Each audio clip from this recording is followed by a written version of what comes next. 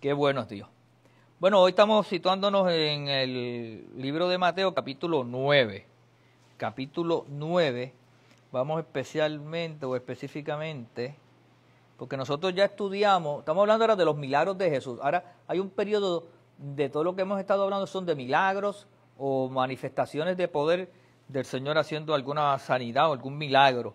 Y la última vez que estudiamos o que compartimos, tomamos cuando el Señor sanó al paralítico que le trajeron, ¿se acuerdan que es el mismo experiencia bíblica que los narran Lucas y Marcos, que lo bajan, ¿verdad? Cuando llegan a la casa estaba llena y lo suben por el techo y ahí entonces que está esa experiencia ahí manifestándose, ¿verdad? Pero hoy vamos a estar específicamente en el verso 9. Vamos a ir al verso 9 en adelante, ¿verdad? Y esta es la experiencia del llamamiento de Mateo. Fíjate, estamos en el libro de Mateo y no es hasta el capítulo 9 que vamos a ver el proceso, ¿verdad?, del llamamiento de Mateo.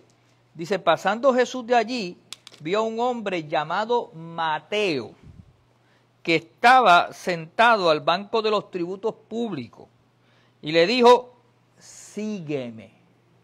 Y se levantó y le siguió. Vamos a trabajar esos versos primero, después trabajamos lo que continúa. Al Jesús salir del Capernaum, que esa es la ciudad natal de Jesús, ¿verdad? O donde estaba originándose su ministerio, ¿verdad? Porque sabemos que Jesús es de Belén de Judea, pero Capernaum era donde él comenzó su ministerio y ahí era la base del ministerio. Hay un hombre llamado Mateo, que también en el libro de Marcos capítulo 12, verso 14 y Lucas 5, 27, se le llama allí también Mateo o Leví. Era el otro nombre que tenía, ¿verdad? Y estaba sentado al banco de los tributos públicos. Vamos a definir qué era el banco de los tributos públicos. Es una especie de aduana cerca del embarcadero de la ciudad, donde era facturado el pescado y se cobraban los impuestos pertinentes al pescado. Ayer era que se hacía la distribución de la pesca y, ¿verdad?, pues allí se hacía el cobro y el negocio, pero el Estado tenía un IVU, un impuesto al pescado. Entonces, los publicanos, que eran los cobradores de impuestos, ¿verdad?, los del Departamento de Hacienda, el equivalente nuestro hoy en día, pues allí llevaban a cabo en esa especie de aduana esa transacción del impuesto. También se conocía como oficina de peaje o banco de tributo, ¿verdad? O qué sé yo, la colecturía o hacienda. Póngale como usted lo reconoce hoy en día, ¿verdad? Esta podría ser una caseta de cobro ubicada sobre el gran camino de Damasco a Egipto, donde las caravanas pasaban y donde tenían que pagar sus derechos de tránsito y sus impuestos sobre la mercadería. Probablemente la mejor traducción sería oficina de impuestos, ¿verdad? Los romanos exigían que los judíos pagaran impuestos por cada árbol frutal, por cada pozo, por terreno y sobre todo los animales que poseyeran. Oye, se parece al Estado Libre Asociado de Puerto Rico, ¿verdad?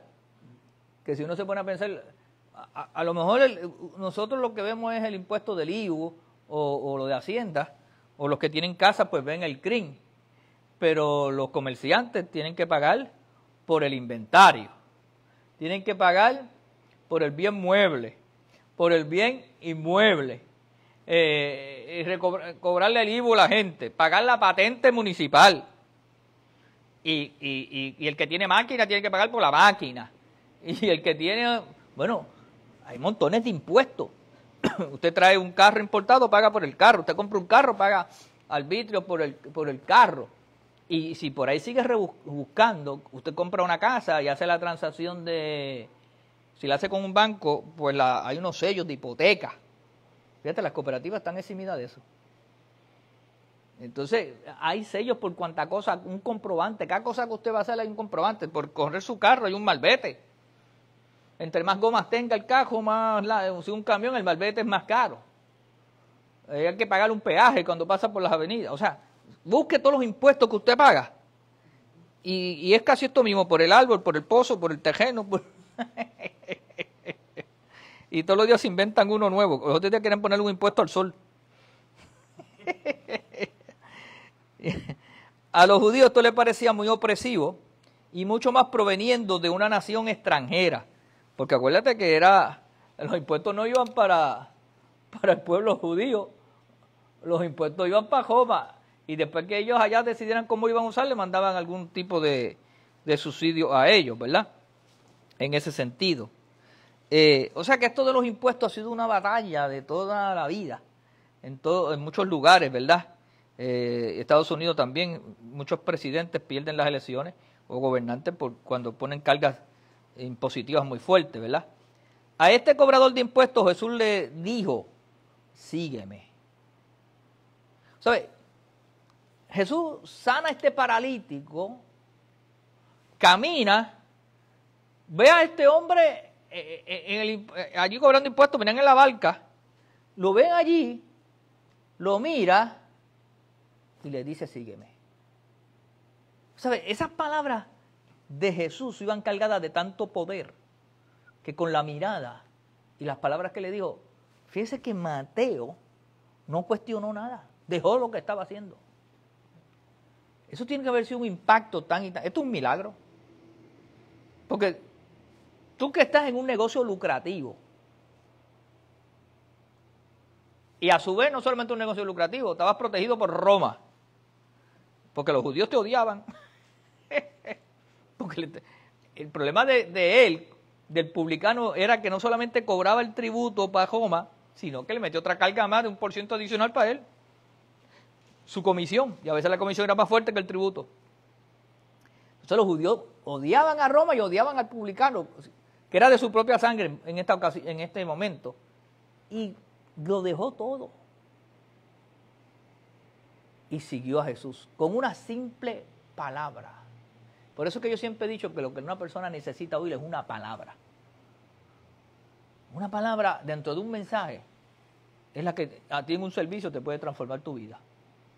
Una palabra que se haga rema, que se haga revelación. De hecho, te cambia la historia, te cambia el rumbo. Deja lo que está haciendo para seguir al Señor. Por lo tanto, este cobrador de impuestos, Jesús le dijo, sígueme. Y sin la menor indecisión, Mateo inmediatamente se levantó y le siguió. No cuestionó nada, se olvidó de todo y siguió al Señor. Ahora, si tú sigues leyendo aquí, dice que, y aconteció que estando él sentado a la mesa en la casa, he aquí que muchos publicanos y pecadores que habían venido se sentaron juntamente a la mesa con Jesús y sus discípulos. O sea, que aquí hay varios relatos, y uno de ellos es que aparentemente a la casa que entraron fue a la casa de Mateo. Por eso es que Jesús dice, entraron a la casa de publicanos, y los amigos del publicano y pecadores, que los publicanos pues lo consideraban muchos como pecadores, se fueron con Mateo para escuchar al Señor. Y dice aquí que juntamente estaban en la mesa con Jesús y sus discípulos. Cuando vieron esto los fariseos, dijeron a los discípulos, porque no se atrevieron a confrontar a Jesús, ¿por qué come vuestro maestro con los publicanos y pecadores? Y al oír esto Jesús les dijo, los sanos no tienen necesidad de médico, sino los enfermos. Ahora, déjeme leer un poquito más sobre esto, para que veamos algunos puntos. Número uno, cuando dice que estando Jesús sentado a la mesa, literalmente se dice que es reclinado en la mesa. Esta gente cuando se sentaban a comer, no mire las mesas como las mesas de nosotros ahora, con sus butacas bien bonitas o altitas. No, eran unas mesas bajitas.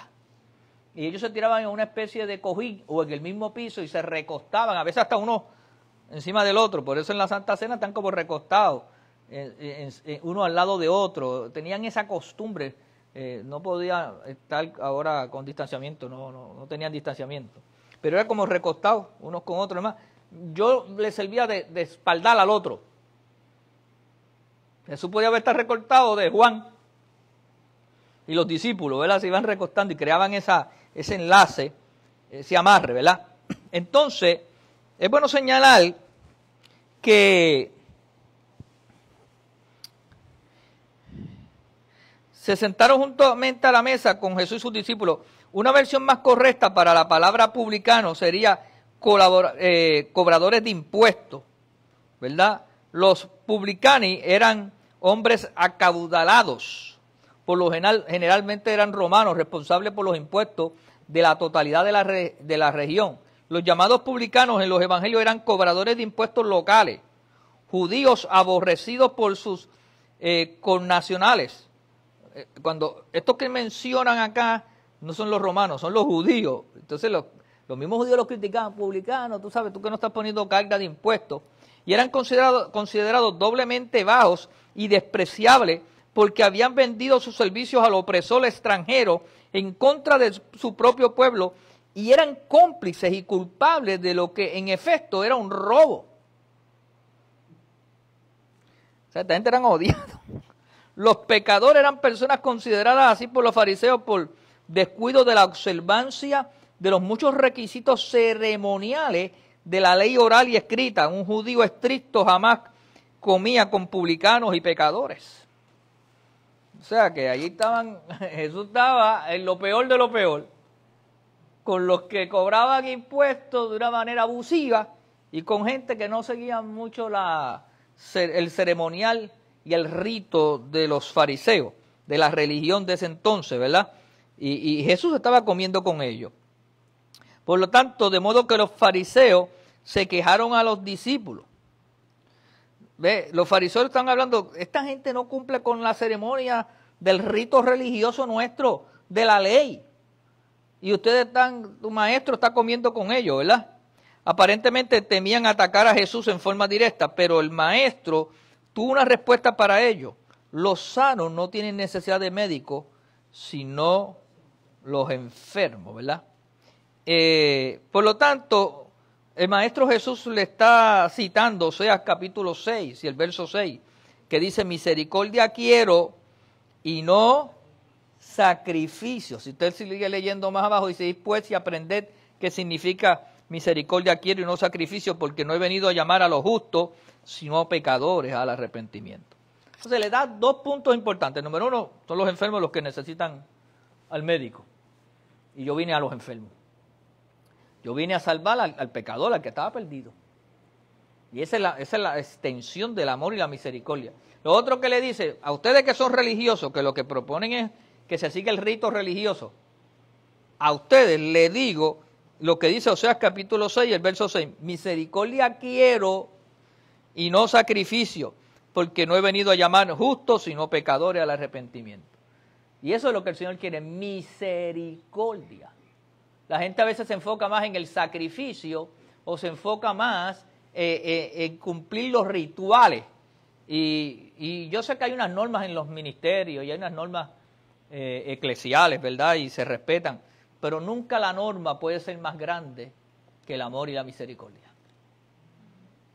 Nunca puede ser más grande que la justicia.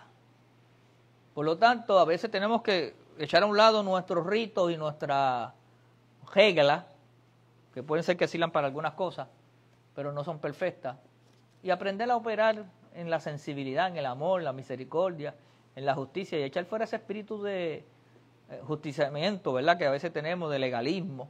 Queremos justiciar a todo el mundo y queremos que todo el mundo sea como nosotros, y la realidad es que es más amplio tener amor y misericordia. Amén. Ahora, sigue luego leyendo, o la controversia, o la situación, ¿verdad? Y comienza el tema, un tema del ayuno. Entonces vinieron ahí los discípulos de Juan. Estos eran los, acuérdense, ya esa experiencia la hemos tocado varias veces ya a Mateo. Ellos se quedó un grupo, ¿verdad? ¿Por qué nosotros los fariseos ayunamos muchas veces y tus discípulos no ayunan? Se había formado ahora, aparte de los fariseos, pues otro grupo más, el grupo de Juan. Y cada grupo tiene sus particularidades y defiende su visión de vida. Si nosotros lo traducimos a nuestro nivel, pues las Asambleas de Dios, los bautistas, los metodistas, los catacumbas, los del reino, los del evangelio completo, los de la gracia, póngale todos los nombres que hay. Y hablé de independientes y hablé de concilio. Pues cada uno tiene sus reglas y sus normas. Oye, y a lo mejor tienen una utilidad esas reglas y esas normas, pero no necesariamente eso es sana doctrina o es doctrina. ¿Verdad? Y entonces yo tengo que aprender a vivir con las reglas y las normas de los demás, se las respeto, pero no me las imponga. Dame mi libertad, mi espacio. Y en cuanto a la doctrina bíblica, pues eso es lo que tenemos que tratar de preservar. Pero siempre la doctrina bíblica va a estar fundamentada en el amor, en la misericordia y la justicia. ¿Sabes? Porque a lo mejor no nos ponemos de acuerdo exactamente en algo, pero el amor, que es el vínculo perfecto, nos ayuda a que nos podamos comprender y respetar los unos a los otros, ¿verdad? En ese sentido. Pues esta gente estaban haciendo reclamos también ya los de Juan. Nosotros ayunamos muchas veces y tus discípulos no ayunan. Jesús le dijo, ¿acaso pueden los que están de boda tener luto entre tanto que el esposo está con ellos? Porque el ayuno que ellos practicaban era como como de un proceso de luto. Y de hecho se veían que tenían en la cara a veces sin lavar, y era todo ese ritual religioso, a ver quién ayunaba más y quién oraba más, y toda esa situación, y era como un luto. Por eso es que Jesús usa esto. ¿Cómo tú puedes pretender que los que están de boda, que están celebrando, estén de luto? Pero vendrán días cuando el esposo les será quitado, y entonces ayunarán. A lo mejor ahí tendrán su luto, porque, ¿verdad?, con lo que le iban a hacer al Señor, pues iba a haber un momento de sufrimiento. Pero esta gente usaban el ayuno como un proceso de enlutamiento, como un proceso de demostrar su proceso religioso. Y eso, a veces nosotros criticamos a los hermanos católicos por eso, y los hermanos evangélicos están casi igual, porque tienen una serie de rituales para demostrar su espiritualidad. ¿Verdad? La Iglesia Católica es un poco más dramática en el sentido de la exposición, porque todavía tiene sus imágenes, tiene ciertos rituales. Entonces, esa práctica, cuando llega la Semana Santa, que algunos estaban de rodillas y suben las escaleras y pagan votos y promesas, pero en la Iglesia Evangélica hay gente que ayuna para demostrar que ayuna, o que ora de rodillas 2 horas, o que hago esto, no hago lo otro, o me he visto de esta forma y aquello. Cuando el Señor lo que está buscando no son sacrificios, sino que tengamos misericordia, que nos amemos. Claro, yo no estoy diciendo con esto que debemos andar desordenadamente, también eso se corrige. Pero una cosa es ser ecuánime, ser balanceado, ser equilibrado, y no entrar en esos sistemas religiosos que no nos hacen bien. Entonces, nadie pone remiendo de paño nuevo en vestido viejo, porque el remiendo tira del vestido y se hace peor rotura. Y eso los que saben de costura, pues saben que eso pasa. Es tan fuerte el remiendo nuevo versus el viejo que se va a romper. Ni echan vino nuevo en odres viejos. El odre viejo no va a resistir la fermentación del vino nuevo y se va a partir, se va a dañar. De otra manera, los odres se rompen y el vino se derrama y los odres se pierden. Pero echan el vino nuevo en odres nuevos y lo uno y lo otro se conservan juntamente. Entonces el Señor lo que está haciendo un llamado aquí es, mire, rompan con el espíritu religioso, rompan con la mentalidad esa del ritual religioso y abran su corazón a lo nuevo de Dios, al nuevo orden, a la gracia que estaba Jesús trayendo. Jesús estaba estableciendo un nuevo orden espiritual, una nueva conciencia de fe. Estaba rompiendo con unos rudimentos que ya estaban obsoletos y que no tenían razón de ser, para traer los nuevos fundamentos para cuerpo de Cristo, libre entonces de todas esas rituales y todas esas ceremonias que a lo mejor tuvieron un propósito o una razón de ser en un momento dado, pero que ya no era el orden establecido o el nuevo orden. Y vamos a ir viendo ya, ¿verdad?,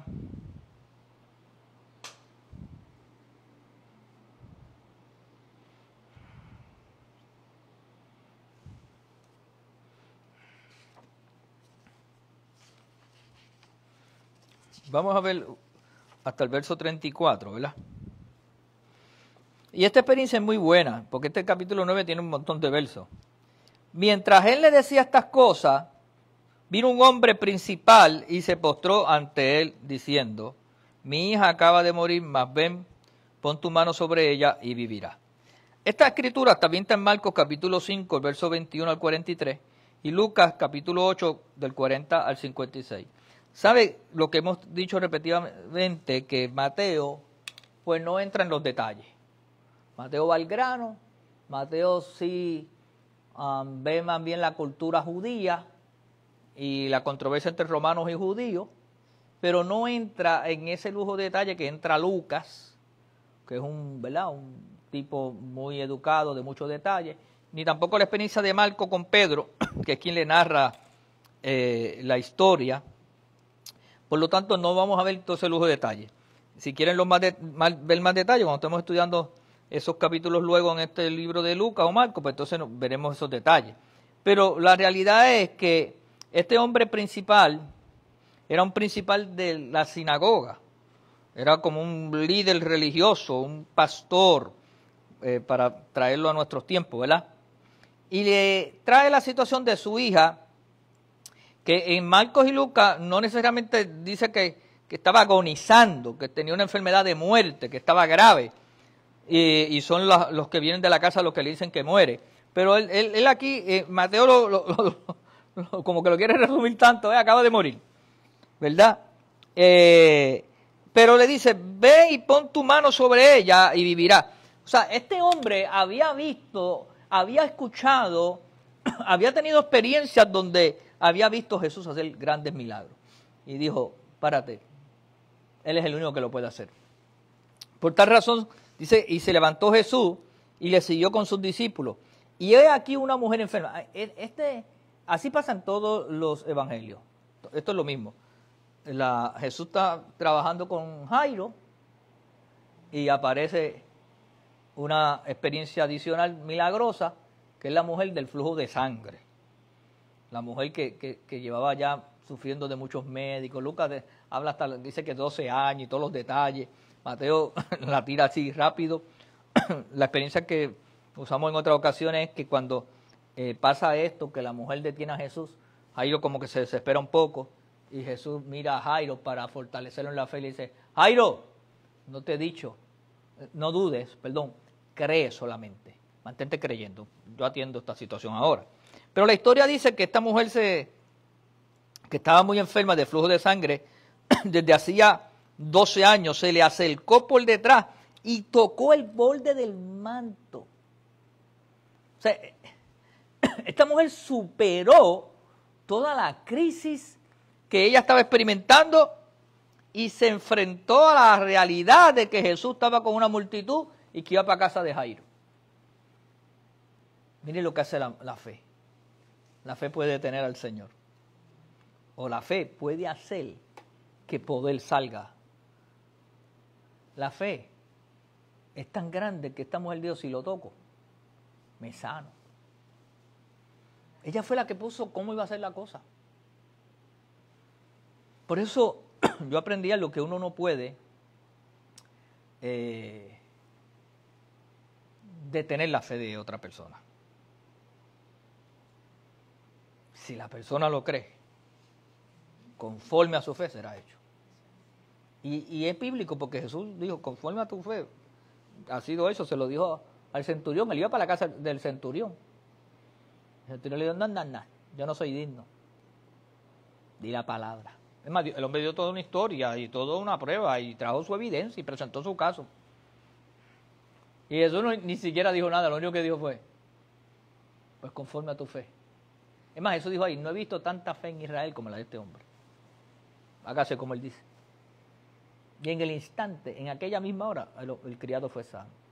Por lo tanto, dice que la mujer dijo, si lo toco solamente su manto seré salva. Esa es la palabra souso en el hebreo, por favor. Esa palabra souso en el hebreo trabaja en dos direcciones, en sanidad del cuerpo, sanidad física, sanidad emocional, pero salvación del alma. Mira, Grace, aquí hay salvación del alma. Y en ese sentido, uno tiene que ver lo amplia que es cuando Dios salva. ¿Te acuerdas lo que el Señor le dijo a aquel paralítico, verdad? Tus pecados te son perdonados. Y se formó toda una controversia. Gracias, mi amor. Toda una controversia. Y el Señor dijo, para que vean que es lo mismo para mí, sanarlo o perdonar, es lo mismo. Entonces, nosotros tenemos que comprender que la salvación viene cargada de un montón de beneficios, pero la sanación también. ¡Ah, qué rica! Viene cargada es amplio. Por eso cuando el Señor nos perdona los pecados, nos sana. Y cuando nos sana, nos perdona los pecados. Todo está ahí unido en ese principio. Entonces, pero Jesús volviéndose y mirándola, dijo, ten ánimo, hija, tu fe te ha salvado. En los otros escritos se forma toda un drama que dice, Jesús dijo, alguien me ha tocado, y los discípulos empezaron a decir, pero Señor, ¿qué vamos a decir que alguien te ha tocado si estás empujándote todo el mundo aquí? Y no dijo, poder ha salido de mí. Y entonces, pero ya Mateo, como vuelvo a decir, no entra en tantos detalles, le dice, ten ánimo, hija, tu fe te ha salvado. Y ella se sanó. ¿Ves? La fe salva, la fe te salva, la fe te sana, la fe te bendice, la fe te prospera, la fe te quita la tristeza.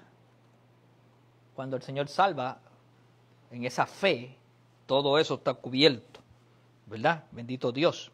Y entonces, dice que, y la mujer fue salva desde aquella hora. Se acabó el flujo de sangre, se acabó el cáncer, se acabó todo aquello. Luego habla, al entrar Jesús en la casa del principal, viendo a los que tocaban flauta y la gente que hacía alboroto. Había una costumbre en la antigüedad, cuando una persona moría, parte del duelo, del velatorio, del luto, era gritar. Habían unos gritones y llorones profesionales. Y eso que la flauta era que gritaban, que tocaban. Y entre más fuerte lo hicieran, mejor le pagaban. Y entonces, pues allí había un alboroto. Cuando Jesús llegó, les dijo, apartaos, porque la niña no está muerta, sino duerme. Mire la declaración de fe que hizo Jesús. Estableció una palabra y esa palabra comenzó a cambiar el ambiente allí. ¿Y qué hacía la gente? Se burlaba de él, le hicieron bullying. ¿Cuántas cosas dirían? Está loco. Hace rato que se murió. Pero la fe contradice lo que los incrédulos dicen. Pero cuando la gente había sido echada afuera, primero que Jesús sacó los que hacían alboroto. Y Jesús sacó a los incrédulos y a todos los que no se podían poner de acuerdo. Por lo tanto, los echaron fuera y él entró y tomó de la mano a la niña y ella se levantó. De hecho, entraron con él los discípulos, los 3 discípulos que le acompañaron, porque no fueron todos, la mamá y el papá. Todos los demás fueron sacados fuera. Y entonces dice que Jesús tomó de la mano a la niña y ella se levantó. Y se difundió la fama de esto por toda aquella tierra. Por toda aquella tierra, por ese gran milagro. Y otro milagro para finalizar hoy, dice, pasando Jesús de allí, le siguieron 2 ciegos. Jesús salió de allí y la gente decía, wow, el milagro está ahí poderoso, la unción está. Dando voces diciendo, ten misericordia de nosotros, hijo de David. O sea, estos ciegos reconocieron a Jesús como el linaje de David. Por eso le dijo, ten misericordia de nosotros, hijo de David. Lo reconocieron como parte del acto profético, pero también de la genealogía, de que Jesús era descendiente de la realeza. Y llegado a la casa, perdón. Y llegando a la casa, vinieron a él los ciegos y Jesús les dijo, ¿creéis que puedo hacer esto? Mira qué tremendo. Hay diferentes escenarios y mira cómo es este escenario. Ya ellos lo reconocen como el rey, como el Señor. Y están, oye, validando lo que era Jesús.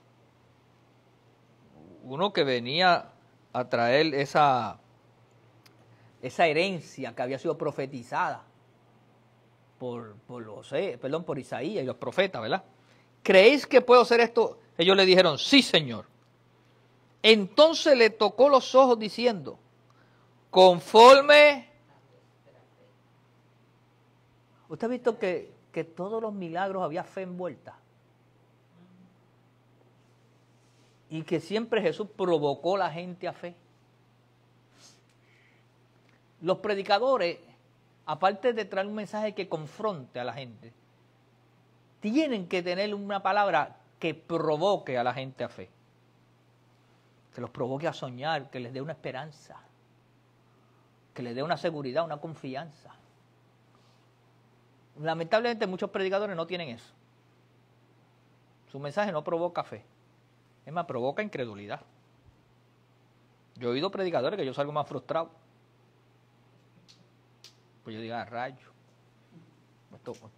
esto se hunde. Aquí el enfermo que vino se va sin esperanza. ¿Es cierto lo que digo? Yo he oído que si Dios te está probando, ¿para qué yo voy a orar? Pues si es una prueba de Dios, yo no sé quién paga orar para que te la quite. Si es el juicio de Dios, pues ¿para qué yo me voy a meter en el juicio de Dios? Si de algo nos tenemos que morir. Yo he oído predicadores, bueno, tranquilo, de algo hay que morirse. Ah, pues entonces me pensé, algo hay que morirse. No dan esperanza. Vamos a orar para que se haga la voluntad de Dios. Pero en la forma que lo dicen, no es que la voluntad de Dios que te quiere sanar. La voluntad de Dios es que Él decida si te sana o no. Y alguien puede decir, no, pastor, porque esa es la soberanía de Dios, Dios es el que decide. El problema es que la voluntad de Dios es su palabra. Y en su palabra, cuando yo la estudio, y más en los evangelios, y el mensaje de Jesús es, conforme a tu fe te será hecho. Porque Él vino a sanar y a salvar lo que se había perdido. Y si la intención de Él era salvar, es lo mismo que sanar, ya lo he explicado, y perdonar, pues Él está abierto para hacerlo, esa es su voluntad. Entonces el mensaje a veces es como contradictorio a la expresión de la gracia. Y dice que Jesús les dijo, conforme a vuestra fe se ha hecho. Y los ojos de ellos se fueron abiertos. Y Jesús les encargó rigurosamente diciendo, por favor, soy lo añado yo. Mirad que nadie lo sepa, cállese calladito. Jesús quería ver si tenía un tiempo de reposo o descanso. O si no seguía alterando la cosa porque él sabía el tiempo que quería estar en la tierra para hacer el trabajo completo. Pero parece que estos eran puertorriqueños. O sea, salieron de allí y lo pusieron en la GEDE. Pero salido ellos, divulgaron la fama de él por toda aquella tierra. ¿Te ha pasado eso a ti que tú tratas de ver si puedes lograr algo con la gente y la gente hace lo que le... Nada, el miércoles que viene seguimos con este capítulo que es bastante extenso, pero hay unos milagros extraordinarios. Que Dios añada bendición a su palabra, que fortalezca tu espíritu y tu fe, y tú veas como base que todos estos milagros fueron fundamentados en creer, en confiar y en tener fe. Por eso yo bendigo a los que nos han sintonizado y los que vean luego este estudio bíblico, que les edifique el Señor, que les fortalezca poderosa y abundantemente, porque Él vino a salvarnos. Te bendigo en el nombre del Señor, gracias por tu sintonía. Dale share para que otros también lo estudien con nosotros. Y nosotros, los de la casa, ofrendamos y honramos a nuestro Señor, sembrando la semilla. Y puedes hacerlo a través de la ATH móvil como Fe y Gracia, CFC, Fe y Gracia, CFC FC Fe y Gracia, o puede entrar a nuestra página de la Iglesia Fe y Gracia de Bayamón y ahí te dan instrucciones o maneras de cómo también hacerlo. Que muchas gracias, más que bendecido, paz y gozo. Nos vemos el domingo aquí en la casa. Bendiciones.